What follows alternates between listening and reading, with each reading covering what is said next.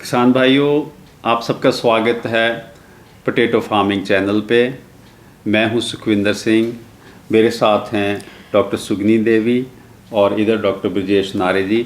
आप सबको हमारी तरफ से नमस्कार।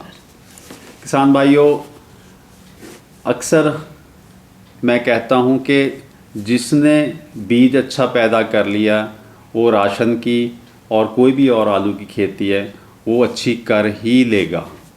आज का जो ये वीडियो बहुत अति विशेष है क्योंकि आज हम आपसे चर्चा करेंगे कि G0 बीज से G1, G2, G3, G4 फिर G5 तक कैसे पैदा करें। ये इसलिए वीडियो विशेष है कि 100 में से 90 किसान 95 किसान हमेशा जब भी आप बात करेंगे तो वो कहेंगे हमारे पास अच्छा बीज नहीं है, हमारे पास अच्छा बीज नहीं है।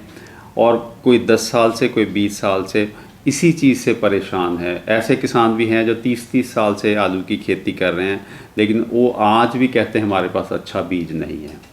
पर खुशी की बात यह है कि आज हमारे पास ऐसी तकनीकी आ चुकी है कि आप खुद बहुत शानदार बीज पैदा कर सकते हैं। तो आइए जानते हैं कि कैसे हम लोग इस G0 बीज से आगे G1, G2, G3, G4, G5 पैदा कर सकते हैं। तो मैडम, मेरा सवाल ये है कि ये जो G0 है जिसका वज़न लगभग 2 से 3 ग्राम है, ये आलू जिसको मिनी ट्यूबर हम बोलते हैं, मिनी ट्यूबर या G0 बोलते हैं, ये है क्या?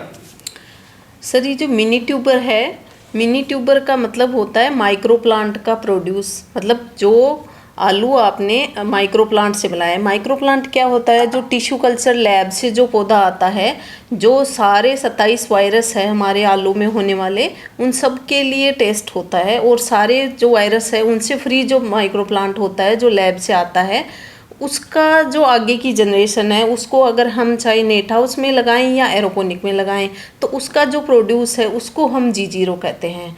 G0 या मिनी ट्यूबर। और ये जो मिनी ट्यूबर है, जैसे आपने बोला कि ये एरोपोनिक्स में भी होता है और नेट हाउस में मट्टी में भी होता है या कोकोपीट में भी शायद होता है। अब ये बताइए कि जो ये मैंने तो आज तक जो देखे हैं ये ऐसे छोटे ट्यूबर ही ज़्यादा देखे हैं। क्या ऐसा है कि ज़्यादातर मिनी ट्यूबर एरोपोनिक्स में आजकल हो रहे हैं या मट्टी में ज़्यादा हो रहे हैं? जो पहले जब तक एरोपोनिक्स इतना ज़्यादा प्रचलित नहीं था तब किसान माइक्रो प्लांट को नेट हाउस में, मिट्टी में या कोकोपीट में लगा के मिनी ट्यूबर पैदा करते थे।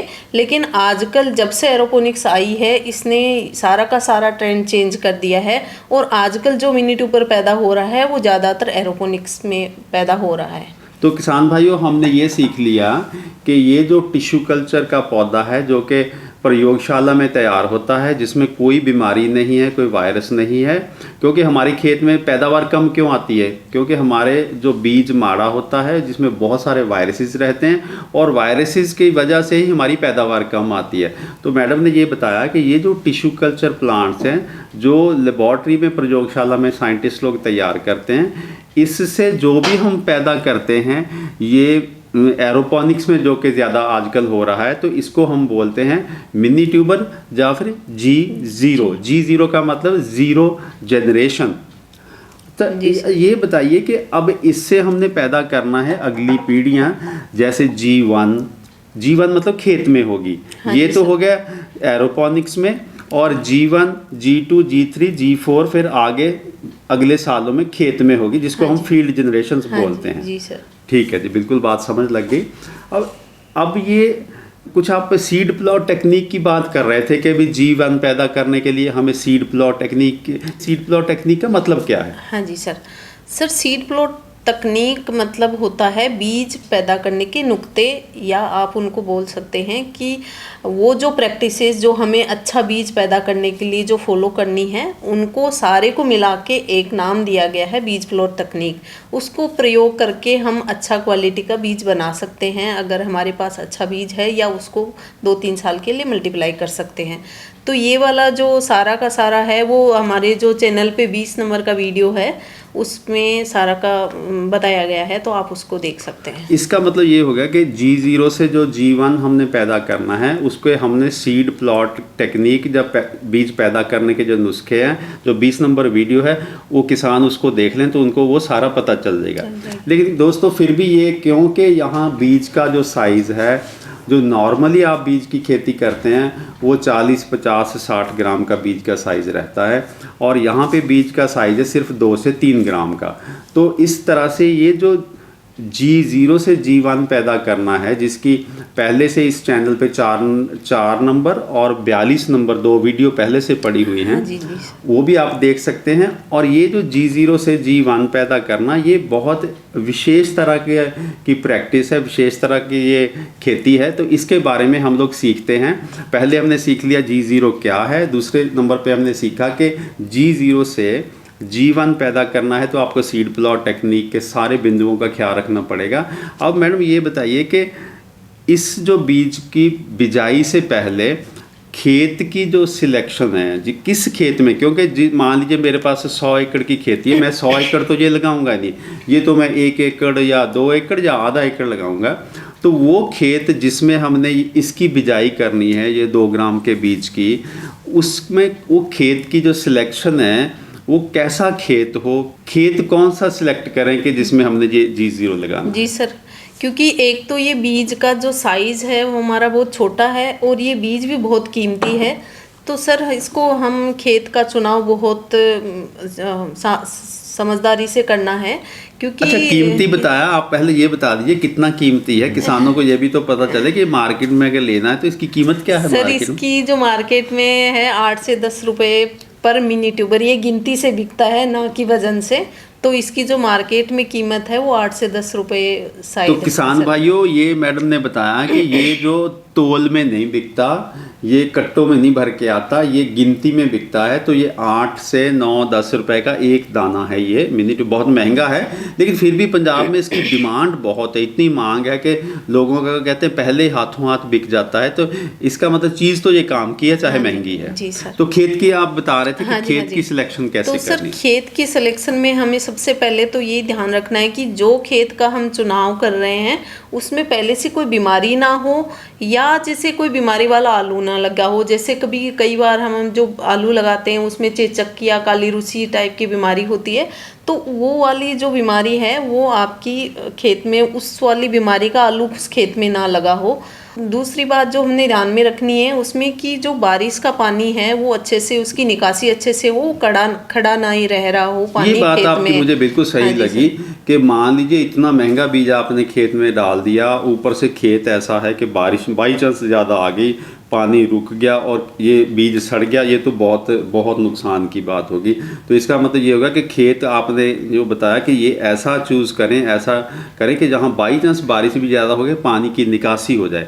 पर ये डॉक्टर साहब मुझे कह रहे थे कि एक इनके पास और भी नुस्खा है डॉक्टर साहब, कि अगर वो मान लीजिए कोई आपके पास, वो आप कह रहे हैं ना कि एक लंबा हल होता है जिसको आप सबसॉइलर बोलते हैं, वो जरा ये भी बताइए कि पूरा, क्योंकि इतना महंगा अगर मैंने बीज बोना भाई मेरी तो जान निकल जाएगी, कैसे ये पक्का गारंटेड होना चाहिए कि भाई खेत में पानी ना रुके, बताइए क्या? हाँ जी, उसके लिए बिल्कुल सर आपने जैसा कहा कि जैसे खेत में जैसे पानी खड़ा रहता है उसको कम करने के लिए एक इम्प्लीमेंट आता है, हल होता है वो, तो उसका नाम है सब सॉइलर। ठीक है, तो वो जो इतना लंबा वो मिट्टी में चला जाता है और मिट्टी में वो करीब करीब ये मान के चलिए कि आपका 1.5 फीट तक जा सकता है नीचे। तो वो क्या करता है, जैसे कि आप धान की फसल ले रहे हों, तो उसमें जब हम धान की फसल लेते हैं तो एक हार्ड पैन बन जाता है, या बार बार खेत में मशीनरी के चलने से उसमें एक हार्ड पैन बन जाता है, एक कठोर जो है सतह बन जाती है नीचे साइड में।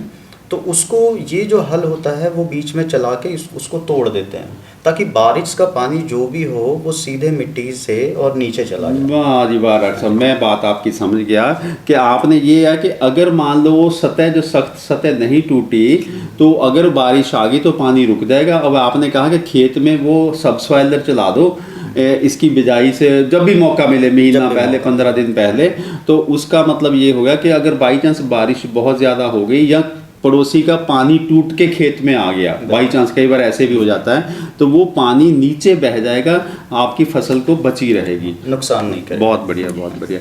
अब हमने ये सीख लिया कि G0 क्या होता है, दूसरी बात हमने ये सीख ली कि खेत का चुनाव कैसे करना है। अब डॉक्टर साहब ये बताइए कि खेत की तैयारी कैसे करनी है इसकी बिजाई के लिए।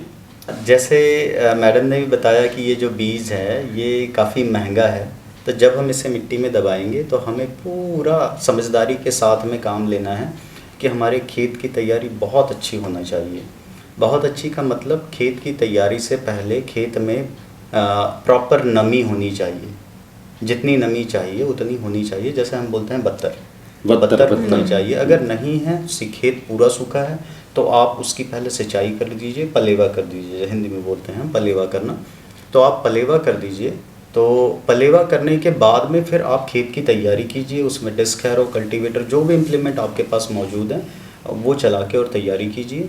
फिर इसकी तैयारी में ख़ास ख्याल ये रखना है कि आपके खेत में बड़े ढेल ना हो मिट्टी के, क्योंकि बड़े ढेल से मिनी ट्यूबर को थोड़ी सी दिक्कत हो सकती है, इसलिए बड़े ढेल ना हो। इसके लिए आप कोशिश करें कि 1 या 2 बार रोटावेटर चला लें, या फिर आपके पास दूसरे इम्प्लीमेंट जैसे पाटा या सुहागा बोलते हैं पंजाबी में, तो वो है तो वो आप चलाइए और बहुत बढ़िया से आप खेत की तैयारी कीजिए। उसमें प्रॉपर नमी होनी चाहिए, मॉइस्चर होनी चाहिए, खेत पूरा सूखा नहीं होना चाहिए।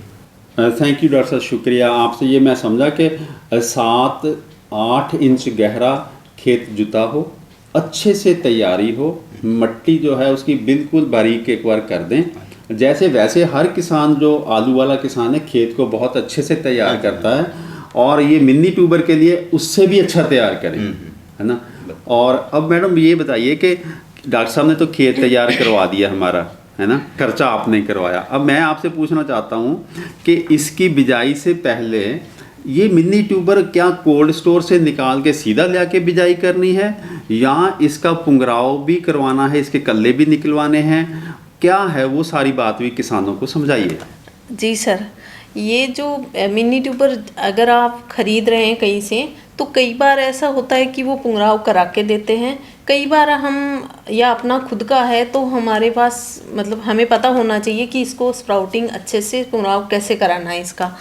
तो इसको जैसे अगर आपने स्टोर से, कोल्ड स्टोर से निकाला है, तो उसके बाद इसको 22 से 24 डिग्री के कोई भी कमरे में जिसमें टेम्परेचर 22 से 24 तक मेंटेन कर सके हम। इसका मतलब ये हुआ कि कोल्ड स्टोर में ये 2 डिग्री सेंटीग्रेड पे था। हाँ जी सर। और वहाँ से हमने निकाल के इसको 23-24 डिग्री पे लेके आना है। और कितने दिन वहाँ पे रखना है? वहाँ सर हम 15 से 20 दिन हमने रखना है उसको, और उसमें पुंगराव कराना है। और वहाँ अंदर जहाँ पे पुंगराव करवाना है वहाँ रोशनी भी चाहिए थोड़ी, है ना? थोड़ी हल्की रोशनी चाहिए सर। ठीक है। स्टार्टिंग के 5-6 दिन तक हमें हल्की रोशनी चाहिए, और जैसे ही इसमें पुंगराव शुरू हो जाता है उसके बाद हम इसको थोड़ी सी लाइट देते हैं, रोशनी देते हैं, ताकि जो इसके स्प्राउट है वो टूटे ना, ग्रीन हो जाते हैं, स्टडी हो जाते हैं, हरे रंग के। हाँ, मैंने देखा पिछले साल क्या हुआ कि हमारे कुछ, मैं दफ्तर में देख रहा था कि जो यहाँ से कल्ले निकले हुए थे वो सफ़ेद रंग के थे।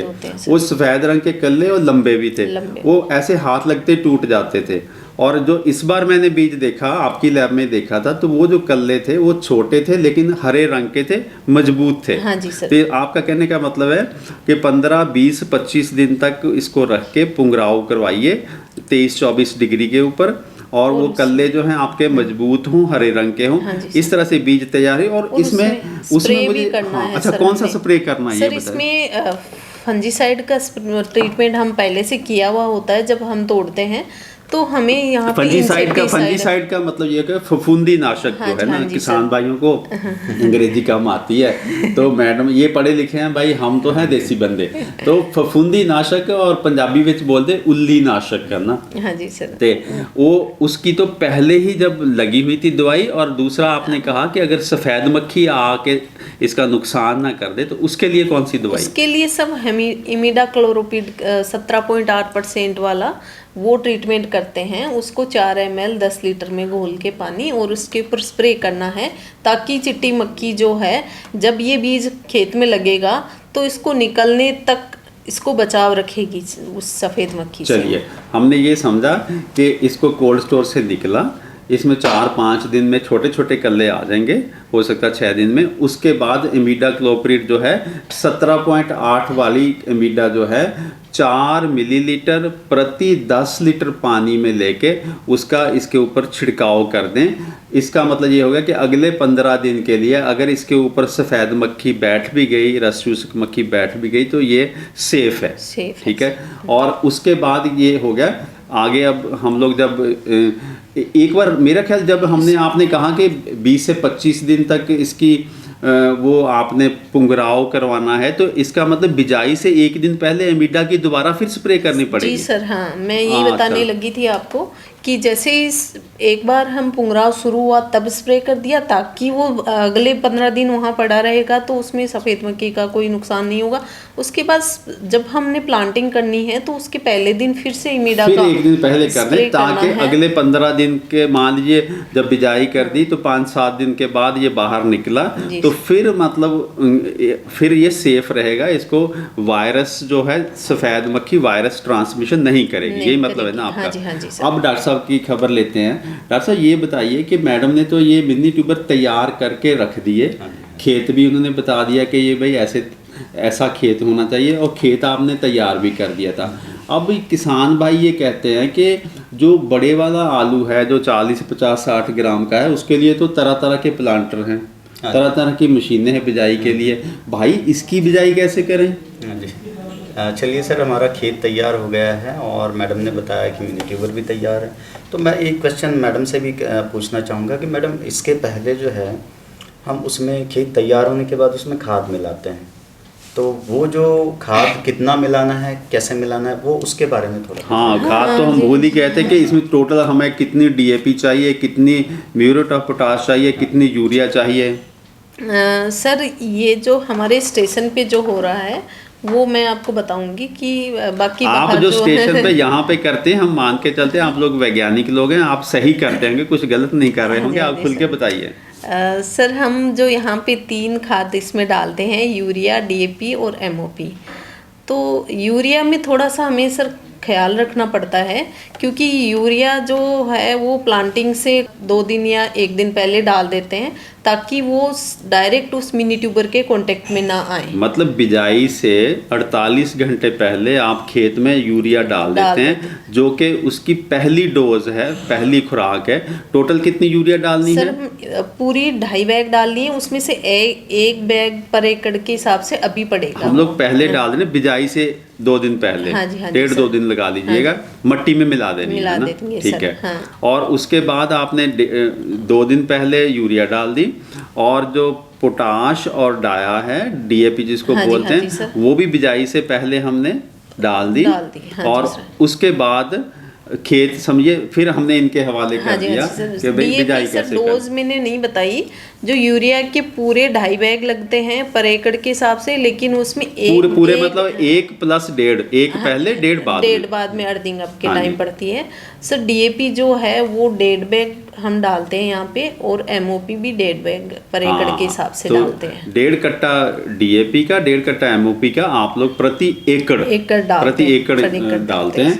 आप लोग आपका बीघा छोटा बड़ा हो सकता है या हेक्टेयर हो सकता है, वो आप उस हिसाब से अपनी कैलकुलेशन कर लीजिएगा। अब डॉक्टर साहब सारी तैयारी हो गई, खाद भी मैडम ने बता दी, अब इसकी बिजाई करवाइए जरा। हाँ जी, चलिए अब हमारा खेत जो है वो पूरी तरह से तैयार हो गया है सर। तो जब हमारा खेत तैयार है, उसमें खाद वगैरह भी डाल दी है, नमी भी हमारे पास प्रॉपर है खेत में, तो अब हम क्या करेंगे कि इसके बिजाई के 2-3 तरीके हैं। तरीके ये हैं कि अगर हमें स्प्रिंकलर उसकी सिंचाई के लिए यूज़ करना है, तो हम क्या करते हैं, उसकी खेत तैयार होने के बाद सीधी लाइन लगा के, उसमें मार्का लगा के, और फिर सीधा मिनी ट्यूबर लगा देते हैं। और उसका तरीका अलग है, उस पर नहीं जाएंगे। जो अधिकतर किसान यूज़ करते हैं वो वाला तरीका हम देखते हैं। डॉक्टर साहब ने ये बताया कि 2 तरीके से मिनी ट्यूबर की खेती हो सकती है। कुछ किसान तो या कंपनियां जो हैं वो तो फव्वारे जो होते हैं, जो स्प्रिंकलर होते हैं, जो पानी छिड़काव करते हैं, उससे सिंचाई का जिनके पास सिस्टम है, वो तो इसकी बिजाई जब करते हैं वो लगभग 1-1.5 इंच मट्टी इसके ऊपर चढ़ा देते हैं लाइनों में दाने रख के, और उसके बाद स्प्रिंकलर जब चल जाते हैं तो उसका पुंगराव और जमाव अच्छे से हो जाता है। पर आम किसान के पास स्प्रिंकलर नहीं है, तो मैं इसलिए हम लोग इसके ऊपर ज़्यादा चर्चा नहीं करेंगे। हम जो आम किसान हैं वो तो दूसरा सिस्टम ही जो खेत में पानी देने वाला करते हैं, अब उसकी चर्चा आप करिए क्योंकि उसकी गिनती हमारे किसानों की ज़्यादा है। स्प्रिंकलर वाली वीडियो हम अलग से बना देंगे एक बार।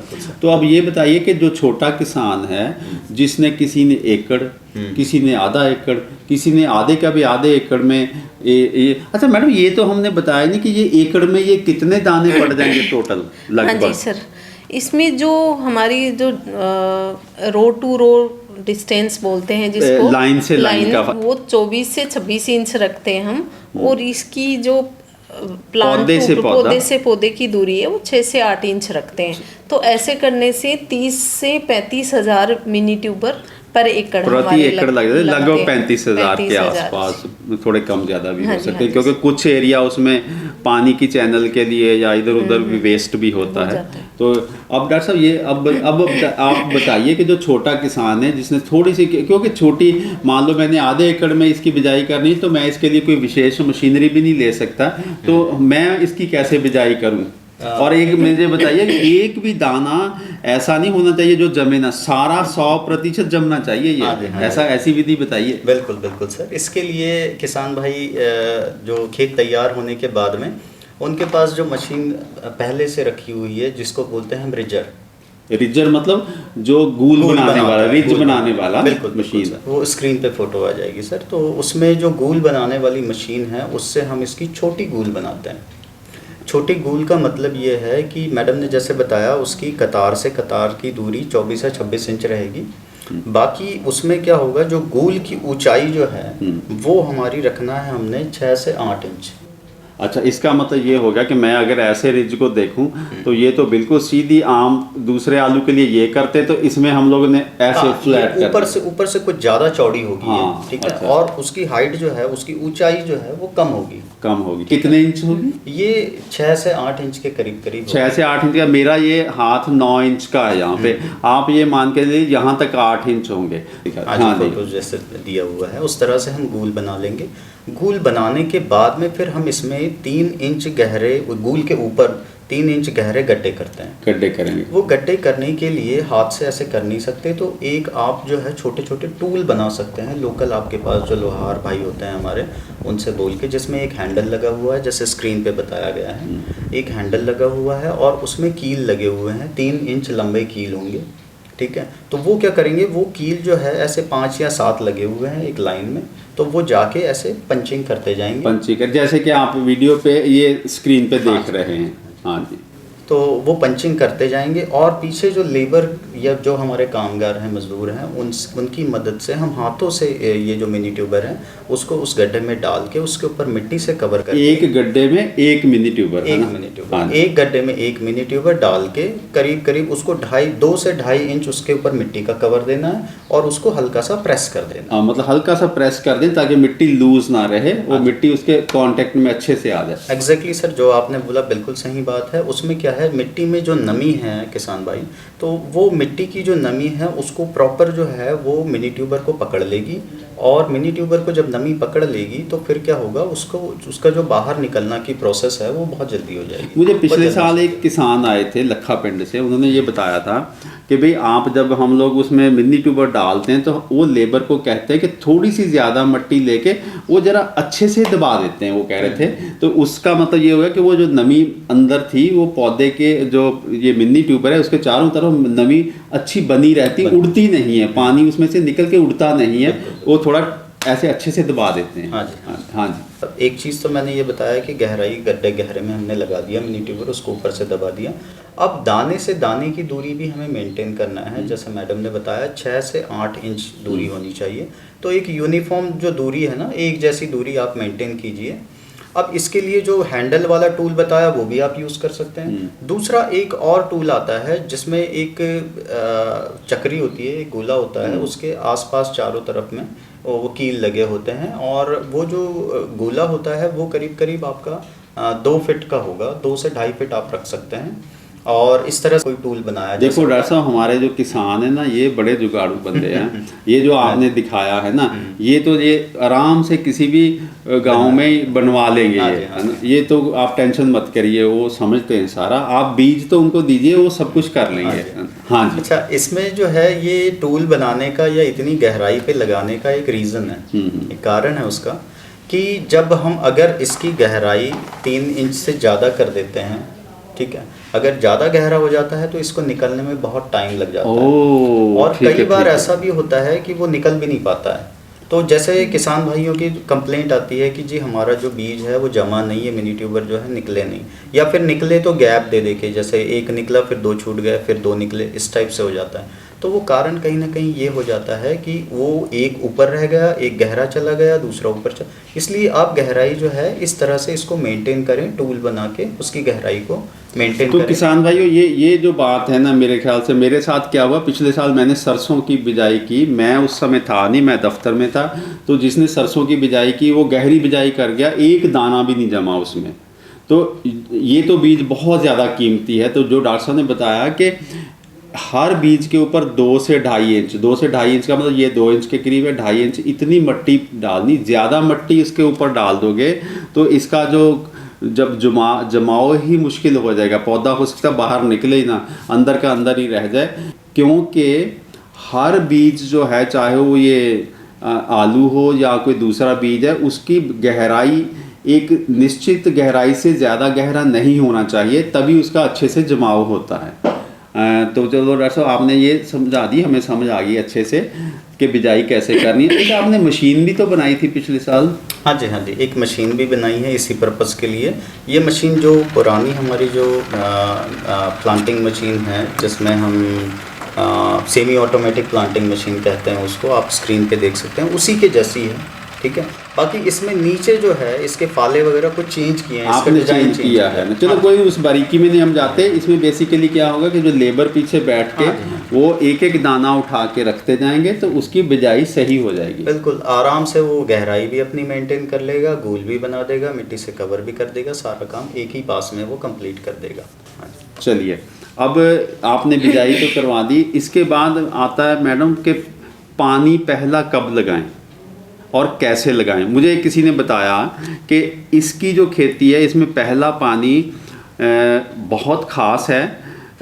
वो पहला पानी अगर बहुत ज़्यादा लग गया तो आपके ये दाने उसके अंदर गल भी सकते हैं, और अगर पानी कम लगा, सूखा रह गया माल, ये यहाँ तक नमी नहीं पहुँची, तो यहाँ पे ये दाना रखा हुआ है, तो ये हो सकता है जमाव में बहुत लेट हो जाए। तो पहला पानी जो देना है उसमें क्या ख्याल रखना चाहिए? सर, जो पहला पानी है सच में उसका बहुत ख्याल रखना पड़ेगा हमें, क्योंकि ये बीज है जो आपका, जैसे सर ने बताया, 2 से 3 इंच मतलब गहरा है। तो आप जब पहला पानी लगा रहे हो तो वो बहुत ज़्यादा भी नहीं हो कि वो पूरा का पूरा ही आपका जो पूरी रीच के ऊपर तक चला गया। वो 3/4 आपका जो हिस्सा है एटलीस्ट उसको कवर करे, मतलब वो जो नमी है वो आपकी मिनी ट्यूबर तक पहुंच जाए। वैसे मैडम मैं आपको बता दूं, जो आलू वाले किसान होते हैं ना, ख़ास तौर पे मुझे पता आगरा साइड के, यूपी साइड के किसान, ये बहुत ज़्यादा इंटेलिजेंट होते हैं, बहुत दिमागी होते हैं। क्योंकि ये तो पानी आलू को ऐसे लगाते हैं कि उसको ना जीने देंगे ना मरने देंगे। है तो यार, चलिए जीने तो देंगे, मरने का तो सवाल ही नहीं। लेकिन फिर भी किसान भाइयों, जो मैडम ने कहा है, आप आलू की खेती में पहले पानी का बहुत अच्छा ख्याल रखते हैं कब लगाना है, लेकिन इसमें जो उससे भी ज़्यादा ख्याल रखना है, इसका ना सूखे में रहे ना इसमें बहुत ज़्यादा पानी लग जाए। लेकिन पिछले साल एक किसान आए थे, उन्होंने मुझे उनकी बात बहुत अच्छी लगी। वो कहते हैं कि हम लोग क्या करते हैं, जैसे ये बिजाई की उसके 1 या 2 दिन बाद या 3 दिन बाद हम पानी पहला लगाते हैं, बहुत हल्का पानी लगाने के बाद हम देख लेते हैं कि वो क्या पानी जब रिसाव से ऊपर बीज तक पहुंच गया कि नहीं पहुंच गया। अगर हमें लगे कि कुछ दानों तक नहीं पहुंचा है तो वो उसके दूसरे तीसरे दिन ही बहुत हल्का पानी एक और लगा देते हैं, ताकि वो नमी इस तक पहुंच जाए। मतलब एक कहिए कि 1 दिन के अंतर में ही 2 पानी लगा देते हैं, लेकिन बहुत हल्के, ताकि बिल्कुल सही जगह तक पानी की नमी पहुंच जाए। अब जब पहला पानी अच्छा लग गया तो इसकी बहुत अच्छा इसका जमाव तो 100% होगा, मुझे पता, मैंने फसल देखी है। तो उसके बाद जो दूसरे तीसरे चौथे पानी में तो कोई दिक्कत नहीं है, वो तो नॉर्मल है ना, ठीक है। लेकिन ये जरूर हो गया कि इसके ऊपर फिर मट्टी, क्योंकि पहले जो रिज बनाई थी, जो गूल बनाई थी, वो आपने छोटी बनाई थी, तो जब ये निकल आएगा पौधा बाहर तो फिर मट्टी चढ़ानी पड़ेगी दोबारा, उसके बारे में बताइए। उसका एक ऑपरेशन होता है सर, जब हमारी प्लांटिंग, जब बिजाई के 30-35 दिन बाद जब हमारे मिनी ट्यूबर उग गए हैं, ऊपर आ गए हैं, तो उसमें क्या होगा कि हम जो है उसकी एक तो निंदाई गुड़ाई कर देते हैं।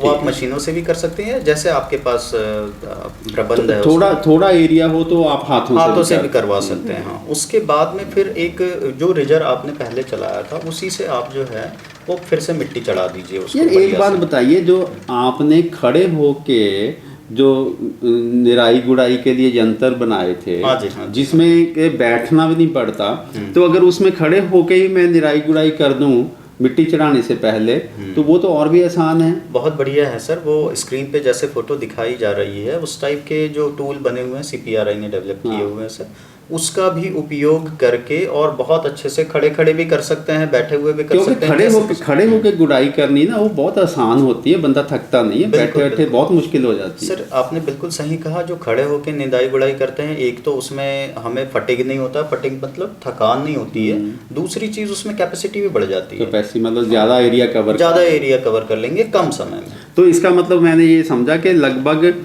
30 से 35 दिन के बाद उसके ऊपर मट्टी चढ़ जाएगी अच्छे से, लेकिन उस मट्टी से पहले यूरिया भी तो आपने देनी डालनी है सर। हाँ जी सर, तो हमने वही जो हमारा 1.5 बैग हम बता रहे थे कि अर्थिंग अप के टाइम डालना है, मिट्टी चढ़ाने के टाइम, वो आपके उसके साथ ही जब निराई गुड़ाई करेंगे मशीन से उसके साथ ही पहले यूरिया डालेंगे, उसके बाद गुड़ाई करके साथ के साथ ही चढ़ा देंगे सर।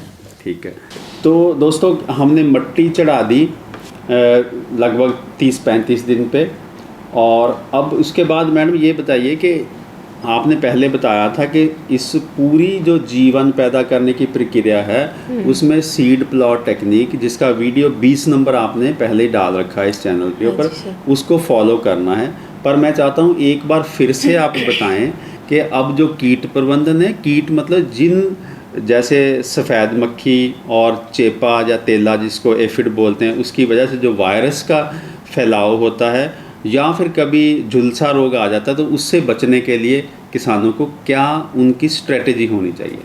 हाँ जी सर, ये सब करने से पहले उसकी टाइम से बिजाई भी इम्पोर्टेंट है सर। जैसे ये तो बताया नहीं। हाँ। जैसे कि सीड प्लॉट टेक्निक की जब भी नाम लेते हैं तो सबसे पहले आता है कि आपने उसको टाइम से बिजाई करनी है।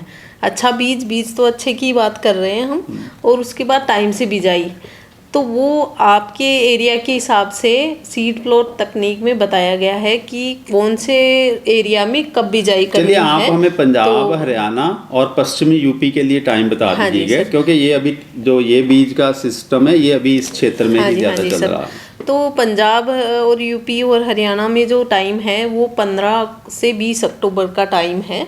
आप ज़्यादा से ज़्यादा 25 अक्टूबर तक जा सकते, उससे ज़्यादा आगे आपने इसको नहीं लेके जाना है, क्योंकि बिजाई का टाइम हो गया, सही हो गया बिजाई। उसके बाद हो गया कीट प्रबंधन। कीट प्रबंधन में सर सबसे ज़्यादा जो इम्पोर्टेंट है वो है सफ़ेद मक्खी और तेला को नियंत्रण करना, उसके बाद सफ़ेद झुलसा आता है। तो जो सफ़ेद मक्खी और जो तेला है वो वायरस फैलाते हैं, सबको पता ही है।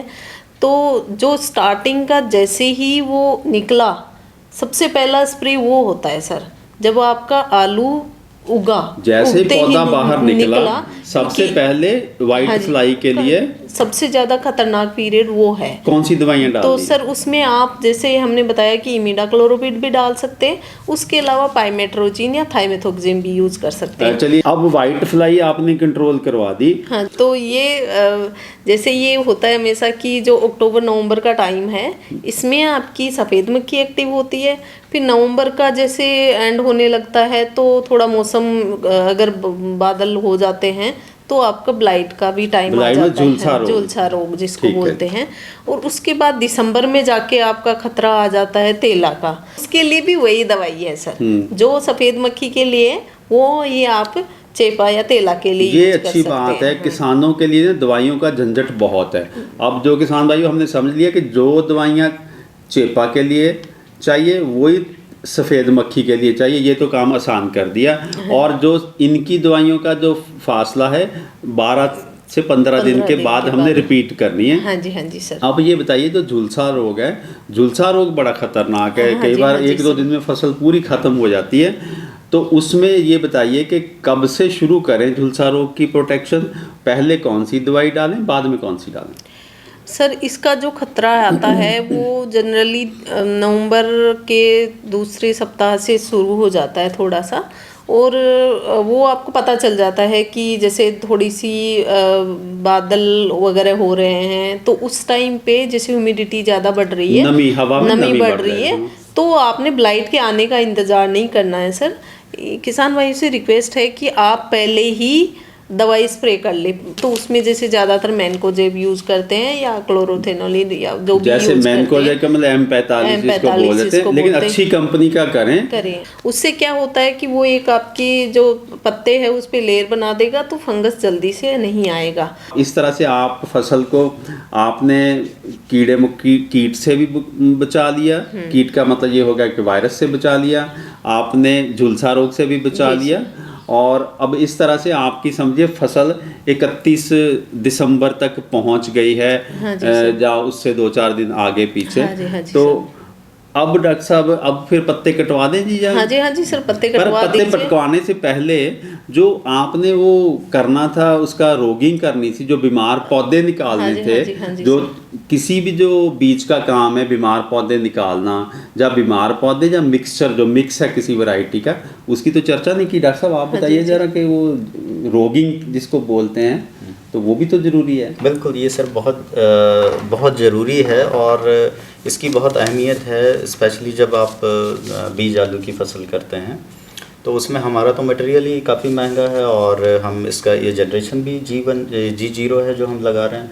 तो इसमें वैसे तो बहुत कम पौधे हैं ऐसे जिसमें कि वायरस होंगे, बाकी फिर भी अगर आपको लगता है किसी पौधे में वायरस है या कोई पौधा वायरस से इन्फेक्टेड लगता है, तो आप उसको जो है उखाड़ के अलग कीजिए, उखाड़ के अपने थैले में रख के और खेत के किसी कोने में जाके उसको मिट्टी में ज़रूर दबाइए। डॉक्टर साहब, पिछले साल एक ना किसान आया था, उसने बताया जी, कहता मुझे ना 8 साल हो गए हैं G1 पैदा करता हूँ इसी मिनी ट्यूबर से। हाँ, और G1 फिर G2 G3 G4 उनका यही बीज का काम है।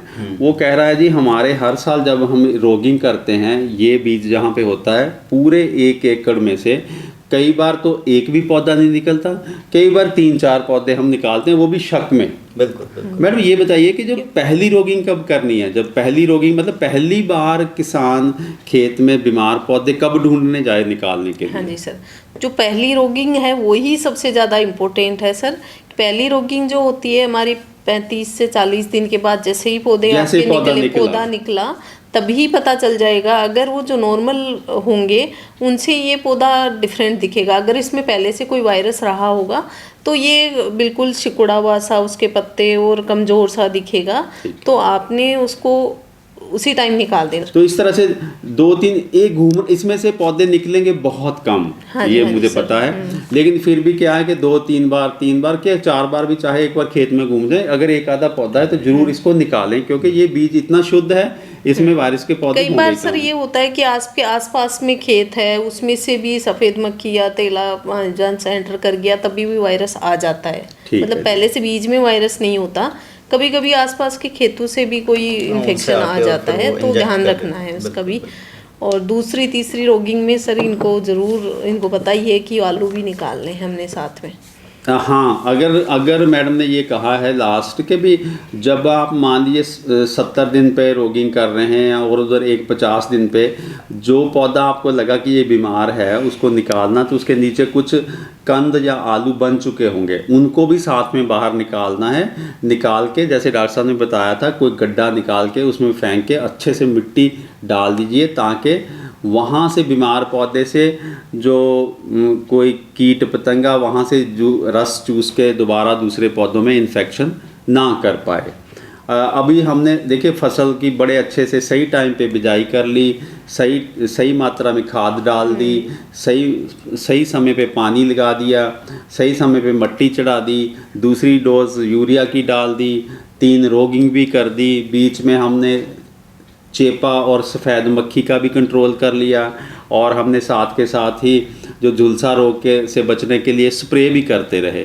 ये आपने हमें कोई ब्याह शादी नहीं देखने देना, इसी काम में लगाए रखना है। चलो कोई नहीं, अच्छा किसान जो है वो रहता ही खेत में है। अब सब कुछ पहुंच गया। अब ये बताइए कि पत्ते कब काटें और पत्ते क्यों काटने हैं मैडम, ये बताइए। हाँ जी सर। हमारे यहाँ हाँ जी, यूपी हाँ में जी। तो पत्ते काटते नहीं थे, वो तो चलने देते थे। तो पत्ते अगर नहीं काटेंगे तो क्या नुकसान हो जाएगा, और अगर काटने बहुत ज़रूरी है तो वो तारीख बताइए कब काटना। हाँ जी, हाँ जी सर। जो पत्ते काटने क्यों हैं, ये आपने बहुत अच्छा सवाल पूछा सर। क्योंकि पत्ते काटने इसलिए ज़रूरी है क्योंकि जैसे ही आपका दिसंबर 15 क्रॉस करता है, तो जैसे ही टेम्परेचर थोड़े ठीक ठाक होने लगते हैं, तो आपका जो तेला या चेपा जिसको भी बोलते हैं, एफिड जिसको बोलते हैं, वो आपका आना शुरू हो जाता है। तो वो भी जैसे सफ़ेद मक्खी खतरनाक है, उतनी ही तेला भी आपके लिए वो है हमारा दुश्मन नंबर एक, है ना? हाँ जी सर। हाँ जी। तो वो ज़्यादा खतरनाक है क्योंकि वो बहुत सारे वायरस है जो फैलाता है। तो उससे बचने के लिए, वायरस का मतलब विषाणु रोग है विषाणु ना, रोग हम है। अंग्रेजी बोल जाते हैं हाँ गलती जी, से। हाँ जी सर। तो जो इन्होंने बोला चेपा जो बहुत सारे विषाणु रोग फैलाता है। हाँ जी, हाँ जी सर। तो वो आने लग जाता है, तो उससे बचने के लिए हम पत्ते काटते हैं। जो पंजाब और जिस बीच में हमने बिजाई टाइम से कर दी थी, तो उसमें 31 दिसंबर हमारी डेडलाइन है जिसमें हमने पत्ते काटने ही काटने हैं। अच्छा, मैं अब समझ गया कि 31 दिसंबर आपने डेडलाइन दे दी है कि उस समय अगर पत्ते काट देंगे तो इसका मतलब जो फसल नीचे जो बीज बन चुका है, जो आलू बन चुके हैं, अब पत्ते अगर नहीं हैं तो वो जो चेपे ने एक पौधे से दूसरे पौधे में वायरस का जब विषाणु रोग फैलाना था, जब पत्ते नहीं होंगे तो फैलाएगा कैसे? फैलाएगा क्या सर? हाँ, तो अगर हम पत्ते नहीं काटेंगे, ये लालच करेंगे कि और बड़े हो जाएं, आलू और बड़े हो जाएं, तो उसमें नीचे वजन तो बढ़ जाएगा, लेकिन ऊपर क्योंकि वो इंजेक्शन विषाणु रोग का लगते लगते वो सारी क्वालिटी का सत्यानाश हो हाँ जाएगा। जी, ये हाँ मैं जी, हाँ जी, समझा हाँ जी आपसे। सर। तो जो किसान भाइयों, ये बात सबसे बड़ी है कि कई बार ऐसा होता है कि भी चाहे नीचे जो आलू बने हैं वो छोटे रह जाएं, जो मर्जी हो, ये जो पत्ते काटने वाली डेट है इसको ज़रूर हम लोगों ने मानना है, फॉलो करना है। मैडम ये बताइए, कई बार क्या होता है मैडम, हमारी पहली फसल कटी नहीं होती तो हमारी बिजाई जो आप 20 अक्टूबर के आसपास बोलते हैं वो लेट हो जाती है, ना चाहते हुए भी 30 अक्टूबर या कई बार 1-2 नवंबर तक भी चली जाती है। तो जो आपने 31 दिसंबर तक बोला पत्ते काट दो, 60 दिन हुए होंगे, तो उस समय नीचे बहुत छोटे दाने हैं। तो किसान की 100 मजबूरियां हैं। आप तो दफ्तरों में बैठ के बता देते हो कि ये कर लो वो कर लो, उस समय उसका दिल नहीं करता 31 दिसंबर को पत्ते काटने। तो फिर क्या 10 दिन फालतू दे सकते हैं? 10 जनवरी तक जा सकते हैं? कौन से क्षेत्र हैं यहाँ हम लोग आराम से 10 जनवरी तक जा सकते हैं? या अगर जाना पड़ गया, पंजाब हरियाणा में भी जो किसान है उसको 10 जनवरी तक जाना पड़ गया किसी वजह से, तो क्या कोई ऐसा तरीका है कि वो किसान कोई स्प्रे वगैरह करके और 5-7 दिन निकाल ले, या मजबूरी में जाना ही पड़ गया, कोई तो कोई इलाज बताइए। हाँ जी सर। इसको हम ले जा सकते हैं। अगर 5-7 दिन 10 दिन फसल को ज़्यादा ले जाना है तो आप जो तेले वाली चेपे वाली जो दवाइयाँ हैं वो एक ज़रूर स्प्रे कर ले हर। यस।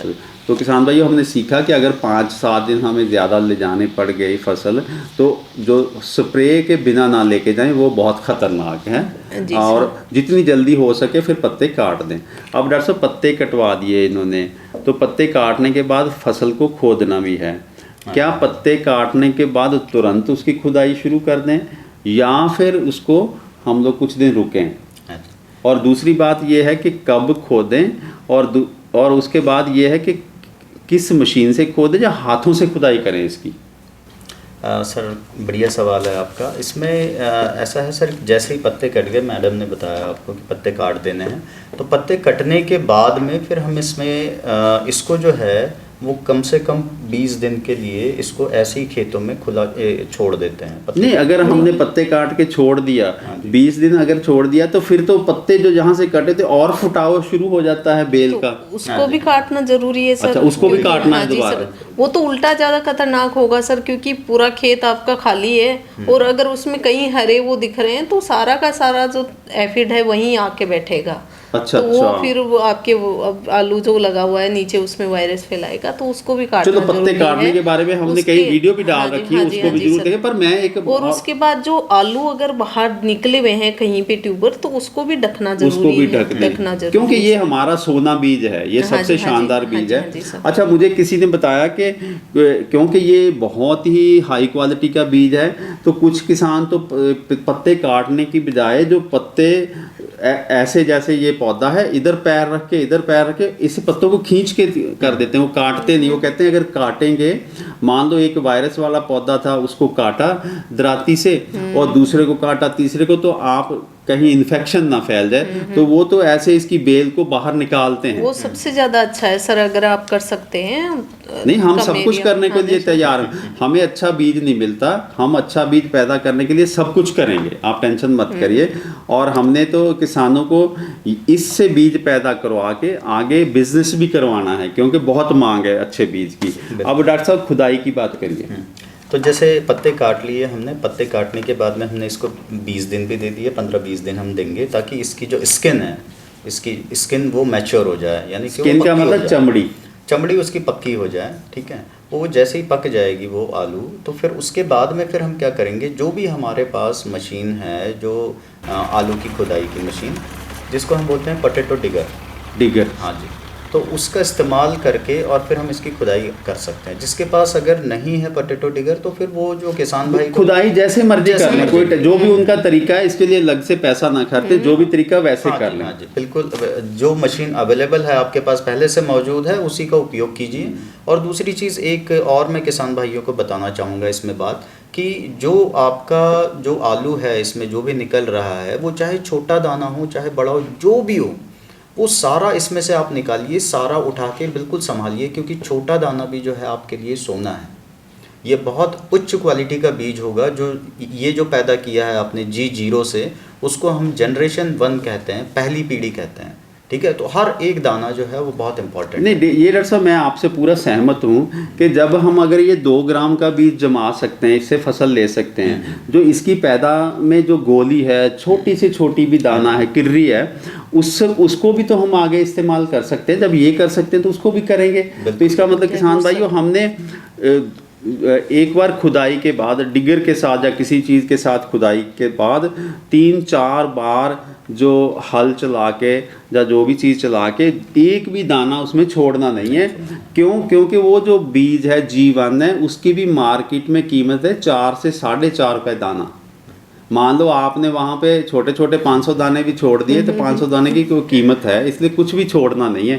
तो एक एक दाना हमने करके फिर अब G1 हमने पैदा कर लिया, G1 को हमने स्टोर में भेज देना है। और उसके बाद G2, G3, G4 के लिए तो मेरा ख्याल वही सीड प्लॉट टेक्निक का हम इस्तेमाल करके और आप एक सोने जैसा शानदार बीज पैदा कर सकते हैं। अब यहाँ मैं ये कहना चाहता हूँ अपने साथियों की तरफ से और अपनी तरफ से, बात यहीं पे ख़त्म नहीं होती। हमें ऐसा नहीं है कि आप बीज पैदा कर लें अपने लिए और कहानी ख़त्म, ये हमारे हिसाब से बहुत छोटी बात है। आप ये बीज पैदा करिए, G1 पैदा करिए, G2, 3, 4, 5 तक, जहाँ तक भी आप करना करिए। पहले तो अपनी खेती सुधारिए, अपनी पैदावार बढ़ाइए, क्योंकि आपके पास बीज अच्छा होगा। और ये इतना अच्छा बीज होगा कि जो कहीं से भी आप बहुत बोली लगा के महंगे भाव का बीज लाते हो, उससे भी बेटर बीज ये आपका होगा, क्योंकि ये आपकी आंख के सामने पैदा हुआ है। दूसरा ये है कि आप अच्छा बीज पैदा करना जब सीख लिया, तो बीज के कारोबार में आइए, बीज के बिज़नेस में आइए, अच्छा बीज पैदा करके दूसरे किसानों को दीजिए, खूब कमाई करिए, अच्छा बिज़नेस खड़ा करिए। और दूसरे किसान जो दूर बेचारे परेशान होते हैं, उनको भी अगर लोकल ही अच्छा बीज मिलना लगेगा तो वो भी धक्के नहीं खाएंगे। मेरी चिंता ये है कि आप ये सीख के इसको बिज़नेस के तौर पे करिए और दूसरे सैकड़े किसानों को अच्छा बीज दीजिए। जी सर। किसान भाइयों, आपका बहुत बहुत शुक्रिया। अगर आपको ये वीडियो अच्छी लगी है तो आप कमेंट करिए, नीचे लिखिए आपको अच्छी लगी। अगर कोई कमी लगी है तो कमी उसमें लिख दीजिए, हम लोग उसको इम्प्रूव करने की कोशिश करेंगे। और अब सवाल पैदा होता है, आप पूछेंगे कि ये जो G0 मिलेगा कहाँ से। ये G0 आपको आज की तारीख में पंजाब में इसको पैदा करने के 40-50 यूनिट लगे हुए हैं, आप उनसे कांटेक्ट करिए, कहीं ना कहीं से ये आपको मिल जाएगा। कुछ यूनिट हरियाणा में भी लगे हुए हैं, लेकिन आने वाले दिनों में साल 2 साल में यूपी में भी 2 यूनिट चलेंगे और धीरे धीरे अगले 5 साल बाद आप देखेंगे तो कम से कम हिंदुस्तान में ये जो बीज पैदा करने के G0 पैदा करने के 100-150 यूनिट होंगे। आप थोड़ी खोज करिए, घर से बाहर निकलिए और ये G0 का प्रबंध करना भी आप लोग सीखिए। और अगर आपको ये बीज चाहिए तो आप जो वो सीड कंपनियां हैं जो प्राइवेट जिन्होंने एरोपोनिक सिस्टम लगा रखे हैं तो उनसे संपर्क करेंगे तो पक्की बात है वो आपकी मदद कर पाएंगे। आपका बहुत बहुत शुक्रिया इस वीडियो को देखने के लिए और हमें उम्मीद है कि आप दूसरे किसानों के साथ भी ये ज़रूर शेयर करेंगे।